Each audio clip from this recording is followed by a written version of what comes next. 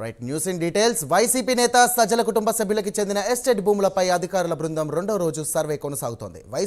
వైఎస్ఆర్ జిల్లా శ్రీకేదిన్నె మండలం ప్రభుత్వ భూముల్ని ఆక్రమించారన్న ఆరోపణలపై సమగ్ర సర్వే నిర్వహిస్తున్నారు. కడప ఆర్డీఓ, వైఎస్ఆర్ జిల్లా DFO, survey and land records ఏడీతో ప్రభుత్వం కమిటీని ఏర్పాటు చేసింది. ఇక రెవెన్యూ, అటవీ శాఖ, ల్యాండ్ సర్వేయర్ల బృందం సర్వే చేపట్టాయి. సజ్జల కుటుంబానికి ఉన్న 146 ఎకరాల్లో 55 ఎకరాల మేర రెవెన్యూ, అటవీ భూములు ఉన్నట్లు గత సర్వేలో రెవెన్యూ అధికారులు ప్రాథమికంగా గుర్తించారు. రెవెన్యూ, అటవీ భూముల సరిహద్దులను కమిటీ నిర్ధారించనుంది.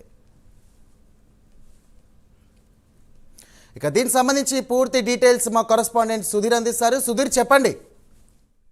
Thank you. ముఖ్యంగా చూసుకుంటే కనుక ఏదైతే వైఎస్ఆర్ కాంగ్రెస్ పార్టీకి చెందినటువంటి ముఖ్య నేత అయినటువంటి సజ్జల కుటుంబ సభ్యులకు సంబంధించినటువంటి భూ ఆక్రమణపై అయితే కనుక నేడు రెండవ రోజు కూడా పూర్తిస్థాయిలో కూడా రీసర్వే జరుగుతుందని చెప్పుకోవచ్చు. అయితే సజ్జల కుటుంబ సభ్యుల పేరున్న దాదాపుగా 146.75 ఎకరాల భూములకు సంబంధించినటువంటి రీసర్వే అయితే కనుక ఈ రోజు జరుగుతుందని చెప్పుకోవచ్చు. అయితే గత సర్వేలో చూసుకుంటే కనుక దాదాపుగా 55 ఎకరాల రెవెన్యూ, అలాగే అటవీ భూములను కూడా సజ్జల కుటుంబం అలాగే ఈ సభ్యులందరూ కూడా పూర్తిస్థాయిలో కూడా ఆక్రమణ చేసినట్టు కూడా సర్వేలో వెల్లడైంది. అయితే దీనికి సంబంధించిన దాంట్లో అయితే కనుక హైకోర్టు కూడా పూర్తిస్థాయిలో కూడా దీన్ని సర్వే చేయాలంటూ కూడా ఇప్పటికే ఆదేశాలు జారీ చేయడం జరిగింది. అందులో భాగంగా కూడా ముగ్గురు అధికారులతో కలిపినటువంటి సర్వే కమిటీని కూడా ఏర్పాటు చేయడం జరిగింది. అందులో ముఖ్యంగా చూసుకుంటే కనుక ఏదైతే కడప ఆర్డీఓ, అలాగే మరో పక్క చూసుకుంటే కనుక కడపకు సంబంధించినటువంటి డిఎఫ్ఓ, అలాగే మరోపక్క సర్వే అండ్ ల్యాండ్ రికార్డింగ్ సంబంధించినటువంటి ఏడీతో పాటు కూడా కమిటీ ఏర్పాటు చేయడం జరిగింది. అయితే ముఖ్యంగా చూసుకుంటే కనుక వీళ్ళు ముగ్గురు కూడా పూర్తిస్థాయిలో నిన్నటి దినం కూడా మనం చూసుకుంటే కనుక మొదటి రోజు కూడా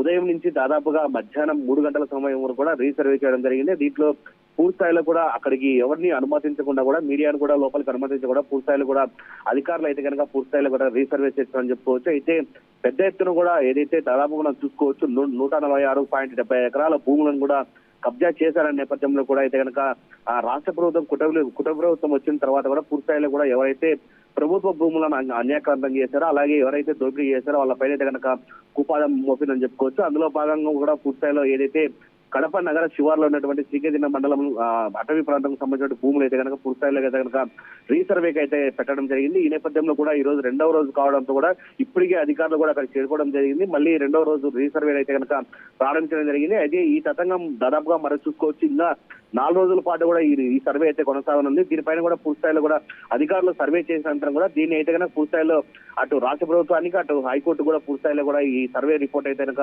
ఇచ్చేందుకు ఏర్పాటు చేస్తున్నామని చెప్పుకోవచ్చు. Okay, thank you Sudheer.